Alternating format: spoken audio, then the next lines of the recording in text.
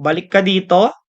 So, open ka ng new file and then lalagay mo yung login tapos lalagay mo yung frame. Ayan.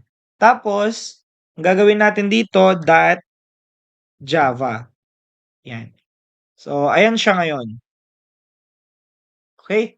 So, dito, ang gagawin natin is mag-i-import tayo. So, let's import yung Java X natin .swing. Then, sa swing natin, gagamit tayo ng asterisk para ma-include na natin all the components ng Java swing natin. And then, after nun, ang next naman is mag-i-import ulit tayo. So, sa import natin is gagamit ulit tayo ng Java. Then, natin siya into AWT, short for Windows, Abstract Windows Toolkit. Then, asterisk ulit. So, after ng asterisk natin, ang gagawin naman natin next is dito sa public class frame natin, gagawin natin, extends natin yung JFrame natin. Yan. So, sa JFrame natin, ang gagawin natin is magsiset na tayo ng magiging window natin. Okay. So, ang gagawin natin ngayon is sa baba niya, isa-set natin yung magiging title. Oops. Yan. Oops, ano yun? Title. So, sa title natin, ang ilalagay natin dito ay AI, Java, oops, opening and closing, double quotation muna. Lalagay natin AI, Java, Learning Platform. Okay, and then, after nyan, is a semicolon lang natin siya. Okay, so after nyan, ang next na gagawin natin, wait lang. So, public. Okay, so mali ako dito. So, gagamit nga pala tayo ng tinatawag natin na constructor. So, ang constructor guys, sa Java or sa any other programming languages, kapag nagke-create kayo ng constructor, kung ano yung nilagay nyo sa loob, yun yung automatic na i-run ng program natin. So, ngayon, pakita ko muna paano mag-create ng constructor. So, lalagay nyo lang yung public and then, make sure na kagaya siya ng class natin.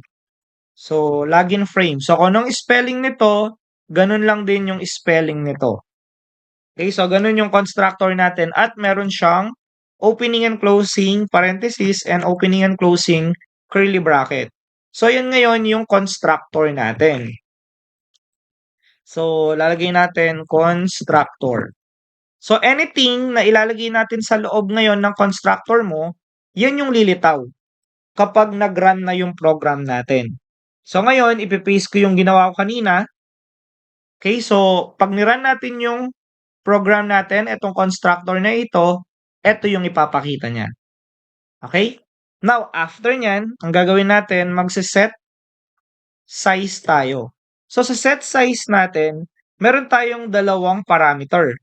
Ang una, yung width at saka yung height ng frame natin.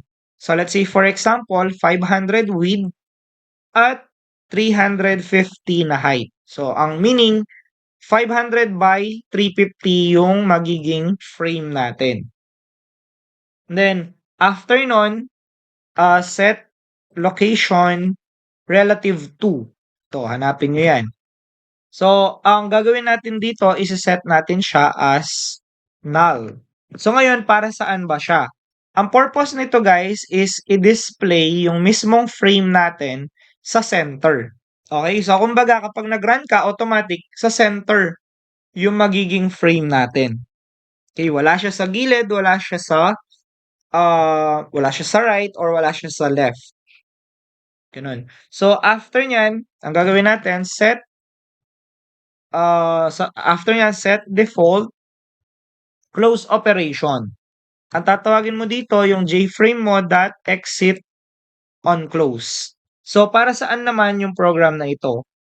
Ang purpose niyan guys, kapag kinlose natin yung application using yung X button natin. So, kagaya ng mga X button na ginagamit natin pag kino-close natin yung application.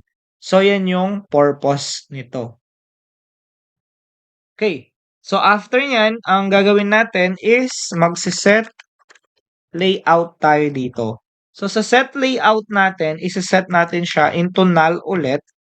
So, ibig sabihin yan, gagamitin natin yung absolute positioning. So, kumbaga, tayo yung magdi-decide kung paano yung magiging positioning ng mga elements natin dito. So, hindi siya by default. Okay? So, yung next ngayon, ang gagawin natin is magsiset tayo ng JLabel and then meron tayong label title. Oops. So, yung JLabel natin guys, it's a method or components. Is a component sa Java natin na nagke-create ng mga labels. So, kung sa mga web nakikita nyo yung labels, yan yung enter password, mga ganon. So, para siya doon, yung part na to. And then, yung label title natin will be variable na mag-hold sa magiging title natin. And equal natin siya into new JLabel. Then, sa loob ng opening and closing parenthesis, maglalagay lang kayo ng quotation. Then, ikakopy lang natin ito. Then, paste and then, yan, semicolon. Okay? So, ang next ngayon na gagawin natin is isi-set natin yung font style ng magiging title natin. So, ang gagawin natin is call out natin si label title. Yan. And then, ang gagawin natin next is magda-dot tayo dito, set font.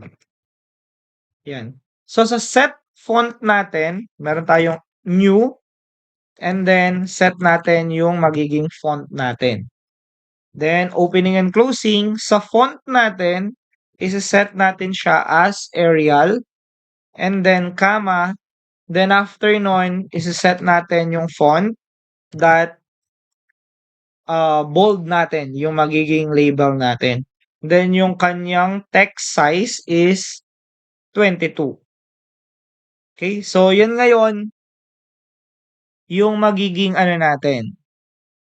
At sobra yata tayo ng check natin, wait lang. So, 1, alisin natin to. Yan. Yan. So, ang gagawin naman natin is isa-set natin yung position ng label title natin. So, tatawagin ulit natin si label title and then dot set bounds. So, ang set bounds, ito yung nagsisilbing position ng magiging title natin. Then, gagawin natin, for example, ay 70, 20, 350, at saka 30. So, meron tayong X and Y axis, meron kang width, at meron kang height.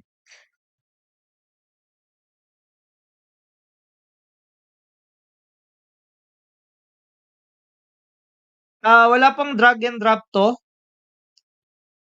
If you want tutor guys, mag-drop lang kayo ng message dito sa TikTok.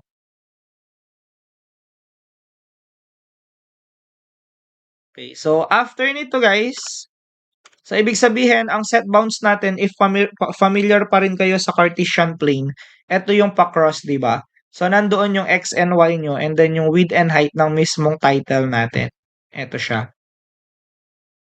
Okay, so after nun, ang next na gagawin natin is gagamit tayo ng mga user label. Kasi gagamit tayo ng username and password. So, ang gagawin natin first ay dito sa baba. Oops. Yan. Dito sa baba, ang gagawin natin next is una, mag-add muna tayo ng component at i-add natin si label title and then semicolon. Then after natin siyang i-add sa mismong frame natin, gagamit ulit tayo ng JLabel, but this time label username naman yung gagamitin natin. Equal natin siya sa new JLabel, and then sa JLabel natin, dito natin ilalagay yung username.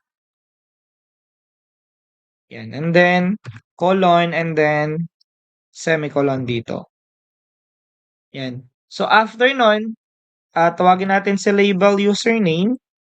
Tapos, ang gagawin natin, dot set bounds para sa position niya. So, meron tayong 60, for example, 90, 100, and 25. Yan. Then, after nyan, mag-add components tayo and i-add natin si label, username, and semicolon. Then, after nyan, kay password naman tayo. So, gagawin ko na lang ay copy to and then ipipaste na lang natin siya dito. So, set natin to as password. Papalitan nyo ng label password ito. Yan. So, palitan natin siya or gawin natin capital P ito. Ito naman, gawin natin siyang capital U. Yan. Username. So, copy, paste, and paste. Ito naman, label password, copy, and paste dito. Ang gagawin natin next is papalitan natin etong sa set bounds natin kasi baka magpatong yan, hindi natin makita ng maayos. So, set natin siya into 160. And then, let's say, or sabihin natin, sobra yon 60, 140, and 125. So, yun yung magiging label ngayon natin. After that, ang gagawin naman natin is sa baba nito, gagamit tayo ng JText field. So, ang text field guys, ito yung nakikita nyo. Dito nagsusulat yung mga users natin. Okay? So, JText field, and then ang gagawin natin is gagamit tayo ng text username para sa magiging variable natin. And equal natin siya sa new JText field. And then, semicolon. Oops. Yan, semicolon. And then, after nyan, yung text username natin, call out natin siya, and then that set bounds. Yan. So, sa set bounds natin, gagawin natin dito ay isa-set natin siya as 160, tapos 90, 250, and 25. So, yun yung magiging set bounds natin. And after that, ang next na gagawin natin, of course, add natin siya, yung text username natin. And then, semicolon. Kunin nyo to guys, copy, and paste nyo lang dito sa baba. So, kasi gagawa din tayo ng text field para sa magiging password natin. So, ang gagawin nyo, txt, password, copy nyo to, paste dito, at paste dito. Ayan. So, yan ngayon yung sa mga text field na meron tayo. Now, after nyan, since meron na tayong text field, gagamit ngayon tayo ng tinatawag natin na JButton. So, ang JButton natin, of course, para siya sa button login natin. So, equal lang natin siya sa new JButton. And then, ang JButton natin, semicolon natin siya, at lalagyan natin siya ng label na login or na text. Then, after nun, tawagin nyo si button login dot set bounds. So, sa set bounds natin, let's say 160, and then 200, and then 250, and lagay natin 25. Yan. And then, after nun, let's set yung add natin. Add natin si button login. Then, semicolon. Then, after nyan, set natin yung visible natin. So, set visible, we set it into true kasi gusto natin makita yung buong frame na 'to.